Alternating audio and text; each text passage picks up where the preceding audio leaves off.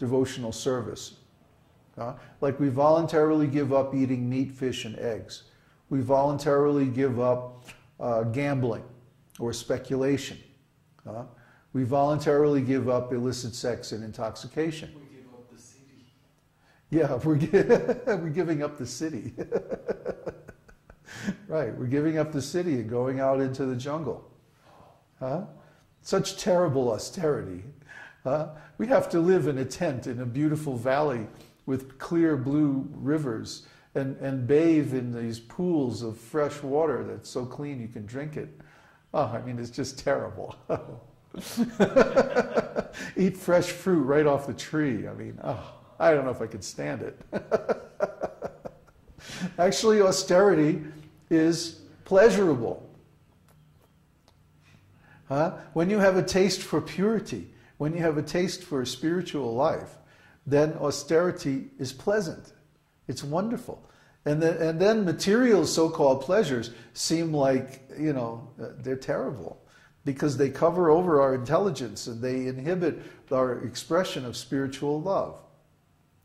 And this is really the source of pleasure because that kind of pleasure is never ending.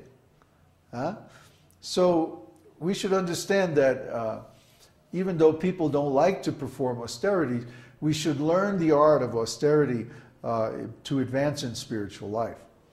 And this is the example of Bali Maharaj. Bali Maharaj, he rejected Shukracharya. He rejected Shukracharya's philosophy of let's enjoy now and do spiritual life later. He said, no, I'm going to do spiritual life now when I have the opportunity.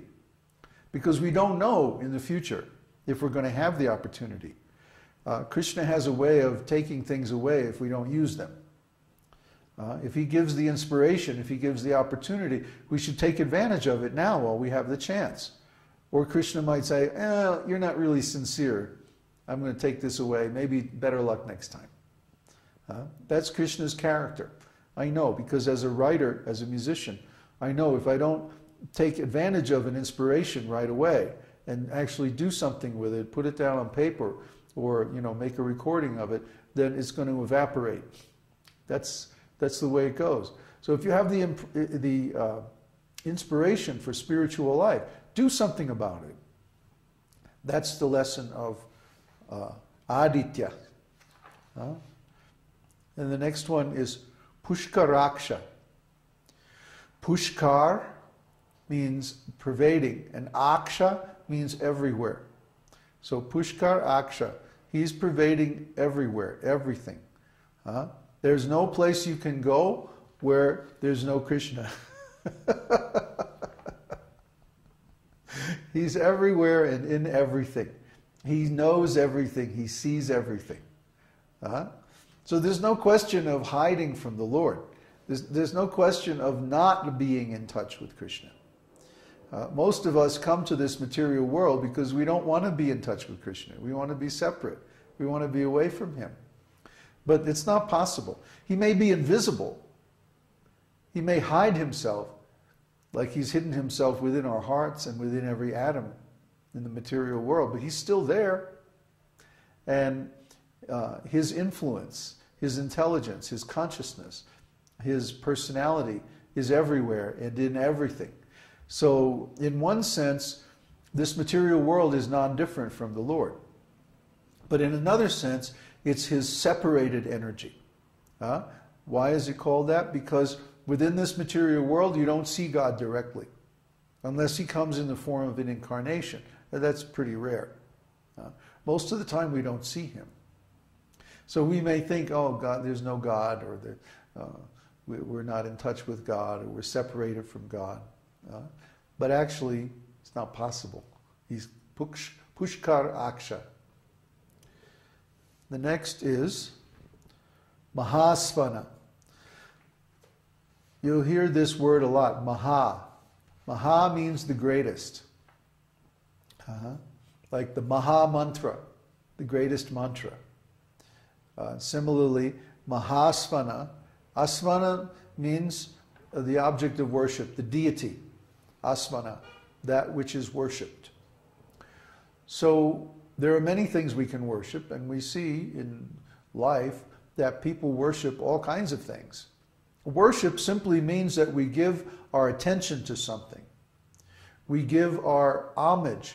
We give our love, our affection, our service to something. So we see in this material world that people offer their attention, their love, and their service to all kinds of material things. Their wife, their family, their job, their country, different philosophies and ideas, or different lifestyles, or, you know, so many things competing for our worship. You don't just watch TV for 5 minutes and you see all these commercials that are basically religious appeals to worship some quality of the material energy by giving them our money. You need this skin cream, you know, this will make you beautiful, you know, or some other nonsense thing, you know, that's just useless. But actually people... What's that? The cure for malaria. Oh, that's a good one. Yeah. We had one concern about living in the jungle area, which is that there's a lot of mosquitoes and you can get malaria. Well, actually malaria has been a problem in one of the areas that we're thinking of going to. So we were looking into anti-malaria, and there's a vaccine you can take that protects you for, I don't know, 90 days or something like that. And then there's these various medicines, of course, made from chemicals that you can take if you get malaria. And then we found out there's a simple herbal cure for malaria that costs like $1, you know, and you take it in the form of tea and it kills the malaria within a few days. So just imagine, you know, people are spending all this money on these toxic chemicals to prevent or stop malaria, and all they could do is plant a seed in their backyard and grow a plant. It's wormwood. Wormwood. It's the plant that's used to flavor absinthe, and it's a very powerful anti-parasitical drug in the form of a plant. It's a weed. It grows. It just grows in the forest, you know. So if you take this every day, you take a little bit in a tea, you'll never get malaria. In fact, you'll never get any intestinal parasites. I used to take it. Actually, when I came back from India one time, I had some intestinal parasites. And so I started taking three things: wormwood, black walnut, and cloves. You take these three things together. One kills the eggs, one kills the larvae, and one kills the adult parasites. So you take those three things, and it'll wipe out all the parasites in your gut. And yeah, I felt so much better. I lost all this weight. You know, I'm going to do it again. We ordered a bunch from the herb place. So in Africa, millions died. Yeah, millions of people die because they don't have the money to buy those chemical drugs. It's a shame. In parts of India also, like Bangladesh, you know, there's a lot of malaria because it's a low, swampy, wet place, and there's lots of mosquitoes. If they just would grow some wormwood, they would be all right. But because they don't know, they don't have the knowledge. But the chemical companies suppress the knowledge. They don't want people to know about the herbs. They want to sell the chemicals. And of course, the chemical companies have a lot more money than the herb companies, and they can advertise more. And so people think, well, the only cure is expensive chemicals. Well, people, especially people in a poor place, can't afford those. So they die. Why? Because somebody over here wants to get rich, making chemicals. Crazy world we live in, huh? So this is the material world. We are induced to worship things that are not good for us because it benefits someone materially. And we are, the knowledge of who to really worship or how to really worship is withheld. It's suppressed by propaganda and by other means. Look what the British did in India with the whole Hindu thing. They suppressed the Vedic knowledge and they put some cheap imitation in its place so that people would be misled. They did it deliberately.